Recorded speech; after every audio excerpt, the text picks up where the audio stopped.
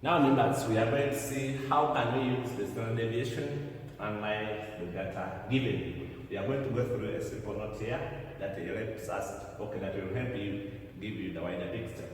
When we have two sets of data with approximately the same mean, the standard deviation can be used to compare the spread of the data of the two. Data with smaller standard deviation with value is always reliable compared to one with a bigger value of the standard deviation. So the one with the standard deviation always is okay compared to the one with the bigger value. Let us see some example here. Two people A and B were given a task to handle in 5 days, and hours of work for each person every day was noted as shown below. So these were the time, this was the time over the days, but in hours. So they want this one had 8 hours, 6 hours, 8, 3, 5, 7, 4, 6, 5, 8. So then they're asking us to determine who is more reliable in doing work in 5 days. In order to get the use of the standard deviation, our standard deviation is always given by summation of the x values on the data points over their number times the standard deviation, the whole squared like that. So now in that, let us get our x squared. Now this one I'm starting with a. Now this one is going to be b. So if I'm starting with a, I need the squares. When I square 8, I get 64. This one 36, 64, 9, then 25. And then you add that one. This would be 100, 164 plus 34. I'm getting 198. Then I also calculate the mean of A. So my x bar here, we said, how do we get x bar? We get the sum of x values divided by their number. So my x bar, when I sum all these ones for x, I will get this is 16, this is 24, this is going to be 24, this is 27, and this would be 32. By let's see, 32. 6, 24. 24, then it's going to be 30. 30 divided by 5. And all of this is going to give me, so my x bar, this one is going to give me a 6. What about this one? When you square this, you get 49. When you square this, you get 16, 36, 25, then 64. Let us add and see. This is going to be 100. 25, 125 plus 16 plus 4, 9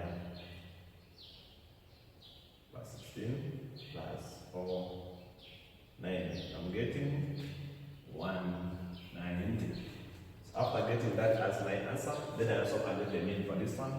My mean x bar still is going to be the sum of the x divided by their number. And then you sum this. This is 10, 17 plus 13. It's going to be 30 over 6. And this one is going to give me, over 5. Their number is 5. And this one is going to give me also 6. Now we start, the mean is the same. And we say approximately the same. Even if this was 5.5 or 5.9 something, approximately the same. Now from there, what happens?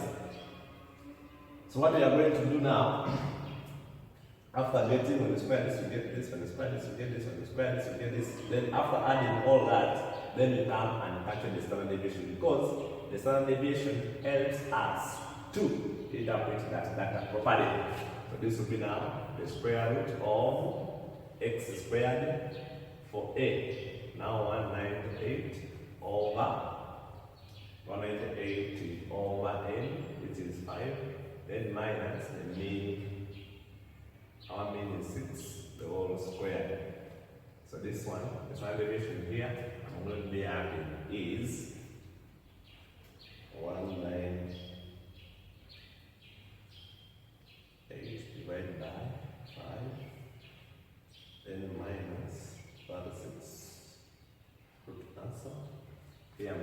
1.897.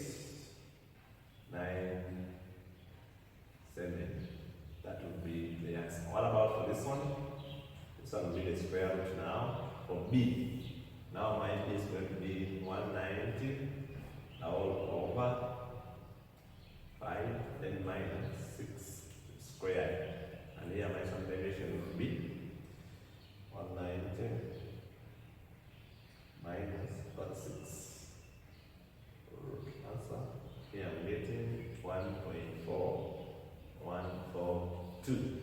When you look at these two, all of them they are having smaller standard deviation, which is okay for them. But who's having more smaller SD? It's like this one is having smaller SD compared to this one, and therefore conclude that therefore person B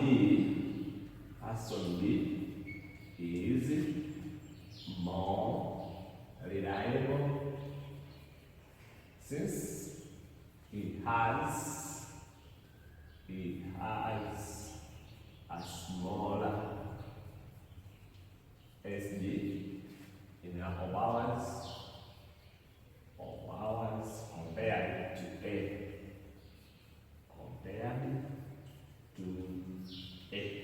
And that would be our answer. So these are hours, also these are hours. When finishing something in a given day, this one is more reliable.